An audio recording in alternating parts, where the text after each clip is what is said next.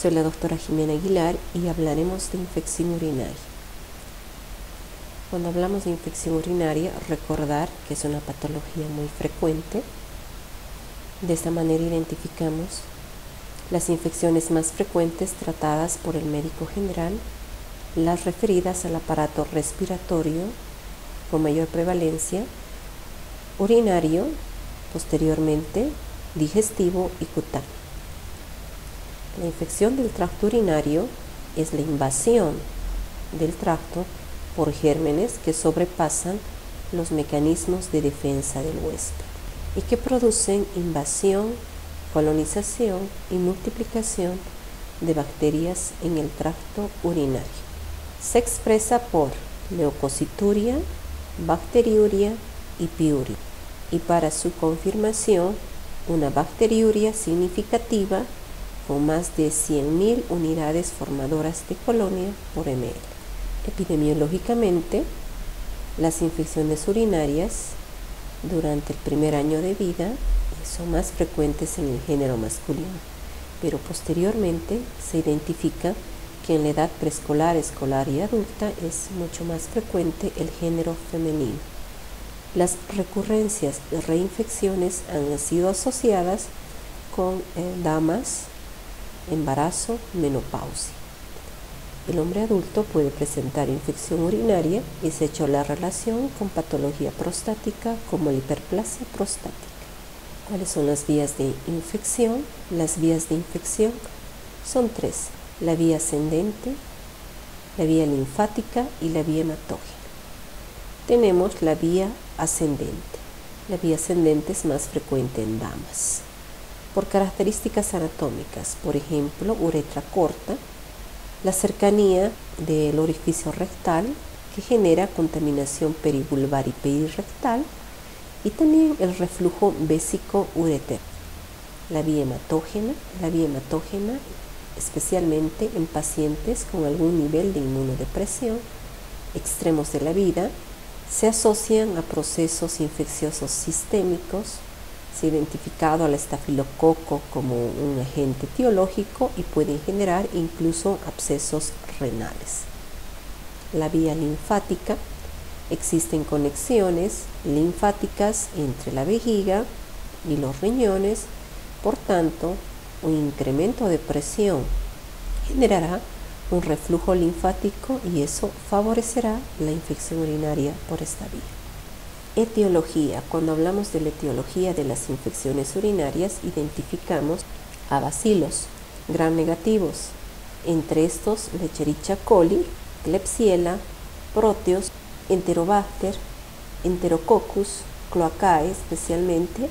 También identificamos cocos gram positivos como el Staphylococcus aureus y también Enterococos. Etiológicamente también se identifican cocos gram negativos como Neisseria gonorrhoeae. Cuando hablamos de Proteus y Klebsiella, hacemos la asociación con la generación de litiasis. También se ha identificado que Staphylococcus aureus asocia también con patología litiásica. Tenemos otros gérmenes como Staphylococcus coagulasa positivo que generan abscesos renales o perirrenales, Staphylococcus saprofíticos, Gardnerella vaginalis, Ureoplasma ureolítico, Mycoplasma hominis, Cándida. Cándida es muy interesante porque se asocia a la utilización múltiple de antibióticos a pacientes que son sometidos a instrumentaciones, pacientes diabéticos, pacientes que tienen sonda, pacientes que se encuentran en tratamiento inmunosupresor por trasplante renal. Otra causa tenemos la pseudomonas. La infección por pseudomonas se asocia a tratamiento antimicrobiano previo, especialmente con varios antibióticos. Los adenovirus generan infecciones respiratorias e infecciones urinarias, especialmente en niños menores de 5 años. ¿Qué pasa en la infección urinaria? Escherichia coli tiene una capacidad adhesiva muy interesante a través de las fimbrias o pilis. Se adhiere al epitelio celular, al urotelio y posteriormente progresa hasta llegar al parénquima renal. A nivel del parénquima renal produce una reacción inflamatoria con la producción de radicales libres y enzimas lisosómicas que generan daño a los tejidos y la formación de cicatrices. Esto nos llevará a una modificación permanente de la función renal. Hablaremos de factores de virulencia. Cuando hablamos de las propiedades de adhesión de las bacterias a las células, determinan la capacidad de colonizar e infectar el tracto urinario normal. De esta manera, solo unos pocos grupos de Escherichia coli causan una alta proporción de infección. Teoricamos algunos factores de virulencia, entre ellos la capacidad de adherencia.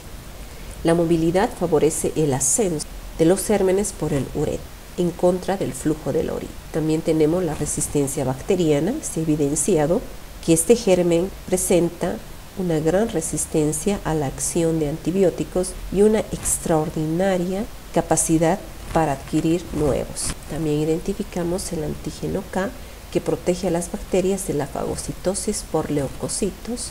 También tenemos el aerobactin, que es una proteína que capta hierro, o siderófila. También tenemos las exotoxinas como las hemolicinas, que producen reacciones inflamatorias locales. Aquí tenemos un resumen de todas estas características. Cuando hablamos de la capacidad de adhesión, si nos referimos a gérmenes gram negativos, hablamos de las fimbrias. Si nos referimos a gérmenes gram positivos, hablamos de polisacáridos extracelulares. Cuando hablamos de la adhesión, nos referimos a fimbrias. Escherichia coli tiene dos tipos de fimbrias. Un tipo de fimbria tipo 1 o manosa sensible, que produce la hemaglutinación mediada por manosa. Y también tenemos a las fimbrias resistentes a la manosa, que se unen a receptores del epitelio uroterial a través del disacárido alfa D gal 1,4-B de gal.